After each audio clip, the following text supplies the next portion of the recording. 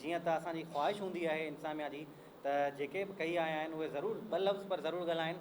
ऐं अदी चयो त अदा सजाद ज़हीर हमेशह असांखे चई वेंदो त स्पीकर घणा थी विया आहिनि, तंहिंजे करे आउं कोन थो ॻाल्हायां, पर आउं अॼु गुज़ारिश कंदुसि अदा सजाद ज़हीर खे त पाण अचनि मुख़्तसिर तौर ते पर ॻाल्हाइनि।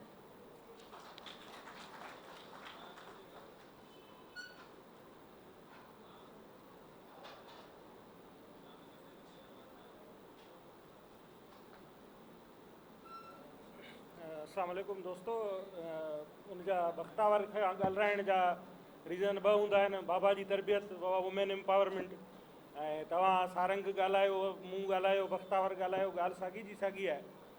सो पर बहरहाल सुठी ॻाल्हि आहे। ऐं आऊं जेको मुख़्तसिर हिन वक़्तु जेके दोस्तनि ॻाल्हियूं कयूं, ऐं टाइम हुअं ई ज़ालिम आहे, जेके अहिड़ा माण्हू अलॻि करियो छॾे ऐं ॿिया बि केतिरा ई दोस्त असांजा अलॻि कई। सो उनजी तलवार खे महसूसु कंदे सिर्फ़ु ॿ ॻाल्हियूं कंदुसि। हिकिड़ी त बाबा जॾहिं 92 93 में हिकिड़ी फ़िलासॉफ़िकल जेका ॻाल्हि कंदो हुयो, जेका अॼु महसूसु थिए थी त उहा ज़रूरी आहे, उहा इहा आहे त जेको मार्क्सिज़म जो हिकिड़ो जेका थ्योरी फ़लसफ़ो कार्ल मार्क्स जंहिं साल में ॾिनो, ऐं उन वक़्तु जेके हालतूं ऐं जेके पैदावारी ज़रिया हुआ ऐं जेके 1990 में टेक्नोलॉजिकल रेवोल्यूशन्स खां पोइ थिया आहिनि, त इन में बाबा जो इहो चवणु हो त फ़लसफ़े में जेको असांजो विढ़ण जो नज़रियाती फ़लसफ़ो आहे ऐं समाज जे विच में तमामु वॾो गैप आहे। इन गैप खे भरण जी ज़रूरत आहे ऐं जदोजहद खे ऐं फ़लसफ़े खे चेंज करण जी ज़रूरत आहे। सो उहा असीं पाण ॾिसूं पिया त आहे। ॿियो इहो आहे त समाज ऐं वक़्त खे अॻिते वधिणो आहे। समाज ऐं तारीख़ कॾहिं पोइते कोन वेंदा, अॻिते वेंदा।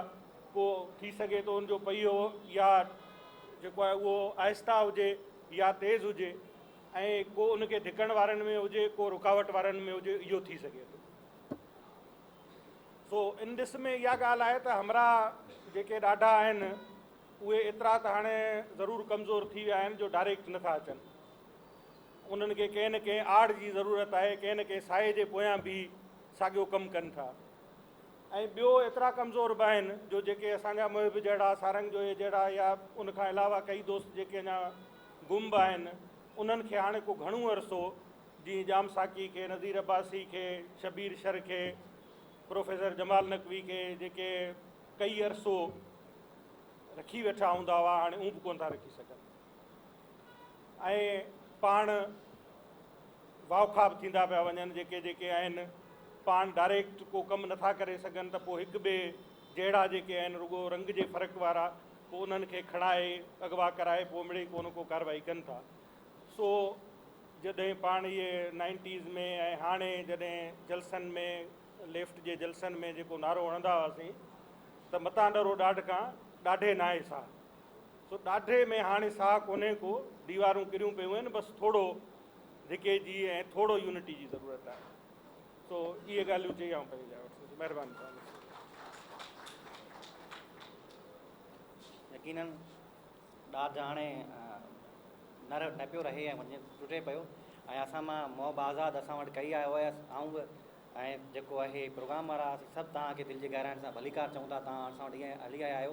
ऐं ॿिया बि कई असां वटि दोस्त आहिनि जिन जिन ते मुंहिंजी नज़र पए पई, साईं अनवर सागर कांदड़ो साहिबु आहिनि, ऐं ॿिया जेके दोस्त आहिनि सभिनि खे दिलि जी गहराइण सां भलीकार।